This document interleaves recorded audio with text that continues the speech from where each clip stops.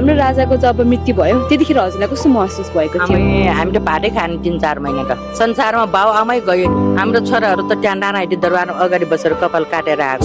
कति त भाट खान हामीले भएको कुरा यो सच्चोको कुरा, झुटो बोलेर केही फाइदा छैन। राजा भनेको राजै हुन्छ नानी, जसले जे बनोस्। हाम्रो आफ्नो घरमा हाम्रो आमा बाउ नभएपछि के हुन्छ? अहिले देशमा त्यही भइरहेछ, भएको यही हो देशमा के नेताहरूले केही गरेन। राजा बनेरै राजतन्त्र भएरै आओस् कि राजा अरू कुनै राजनीतिक दलबाट आए पनि पुग्छ? हेर छोरे, राजा भनेको राजै हुन्छ, सिंहासनमै बस्छ। यो राजतन्त्र भएर अरू नेता भएर आउने होइन। राजा भनेको सिंहासनको गद्दीमै बस्नुपर्छ। हाम्रो चाहना यही छ। जे पनि सस्तो खानु पाएको छ हामीले राजा भए बेलामा। अहिले भाउ कहाँबाट कहाँ पुगिसक्यो। न चामल किनेर खान सक्छ, खाएर गरिब बाँच्ने भएन, गरिब जानी भइसक्यो। राजा चाहिन्छ। हाम्रो नेपालमा राजा नभइकन हुँदैन। आमा बाउ नभएको बच्चा टोर्या जस्तो हामी टोरो भयो। नेताहरूले केही गरेन।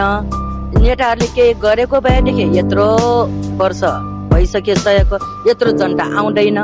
अब के गर्ने? राजा नेताहरूले नगरेपछि त राजा माग गर्ने स्वाभाविकै भयो। मान्छे मारेर गाईको मासु खाएर आएको नेताहरू के गरेर खान्छ? देश के बनाउँछ? बनाउँदैन नानी। हाम्रो राजै चाहिन्छ। त राजा बाजी भइस तँलाई गोली हानिदिन्छु भने छाती फट आफ्नो तयार मान्छे म।